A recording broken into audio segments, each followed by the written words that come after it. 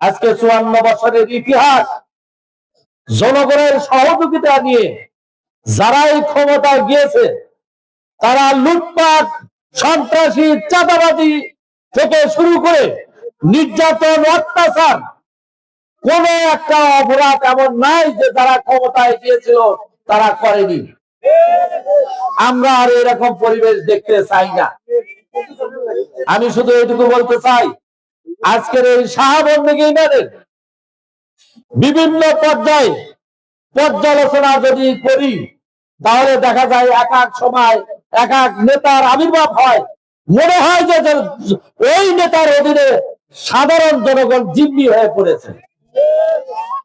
আমরা দায়িত্বহীন ভাষায় বলতে চাই যে শাহবন্দিগি ইউনিয়নের প্রত্যেকটা সীমানায় একমাত্র জনগণই সরকারকে পাঠাবে ক্ষমতায়। এক্ষেত্রে যদি অন্য কোন বিকল্প চিন্তা ভাবনা করা হয় তাহলে আমরা প্রত্যেকটা কেন্দ্রে গিয়ে এমন অবস্থান করব যেখানে কেউ শক্তি খাটাতে পারবে না। সম্মানিত উপস্থিতি, অনেকের ভোট, যার ভোট সেই দেবে, কেউ বাধাগ্রস্ত করতে পারবে না, নাকি বলেন? আপনারা তো তাই চান। সম্মানিত উপস্থিতি, আমরা আপনাদের সামনে এটুকু বলতে চাই, আমরা আল্লাহর আইন এবং সৎ লোকের শাসন প্রতিষ্ঠার জন্য আন্দোলন করছি।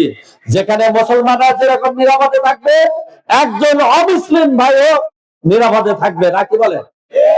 কাজে সেই ক্ষেত্রে আমরা যে সিদ্ধান্ত নিয়েছি, এই বাংলার জমিনে আল্লাহর দ্বীন প্রতিষ্ঠা করবে, এর জন্য যদি জীবন দিতে হয়, রক্ত দিতে হয়, আমরা দেওয়ার জন্য প্রস্তুত রয়েছি। আমাদের পূর্বসূরি যারা তারা জীবন দিয়েছে, তাদেরকে অন্যায় ভাবে ফাঁসির কাছে ঝুলিয়েছে, নাকি বলেন? এই ইতিহাস আপনাদের সামনে আছে। কাজে আমার কথা না বাড়িয়ে আমরা আসুন আগামী দিনের এই বাংলাদেশ বিনির্মাণে পরিবর্তন আনতে চাই, নাকি বলেন? সম্মানিত উপস্থিতি, আসুন এই বাংলাদেশ কোন সন্ত্রাসীর হাতে দিতে চাই না, স্বৈরতন্ত্রের হাতে দিতে চাই না। আমরা রাজতন্ত্র এখানে আর এই বাংলার জমিরা কায়েম হতে দেব না, দেব না, দেব না, ইনশাআল্লাহ। আমরা জনগণকে সাথে নিয়ে এই জাতীয় সংসদ, জনগণের সংসদ এবং আল্লাহর আইন এবং সুন্নাহর আলোকে দেশ পরিচালনা করার জন্য সামনের দিকে এগিয়ে যাব। এই জন্য আসুন শেরপুর দুর্গে আপনাদের সবার আমার প্রিয় শেরপুর উপজেলার পরিষদের সকল চেয়ারম্যান, আলহাজ সাবেক চেয়ারম্যান আলহাজ মাওলানা দবিবুর রহমান ইতিমধ্যে আপনাদের সুপরিচিত। কাজে আসুন আগামী নির্বাচনে আমরা আলহাজ মাওলানা দবিবুর রহমানকে সংসদে পাঠাতে চাই, নাকি বলেন? আপনারা সবাই একমত আছেন তো?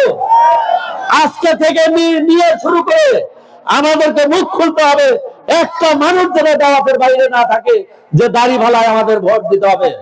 আসুন, আপনাদের সবাইকে উদাত্ত আহ্বান জানিয়ে আমার কথা এখানেই শেষ করছি। আসসালামু আলাইকুম ওয়া রাহমাতুল্লাহি ওয়া বারাকাতুহু।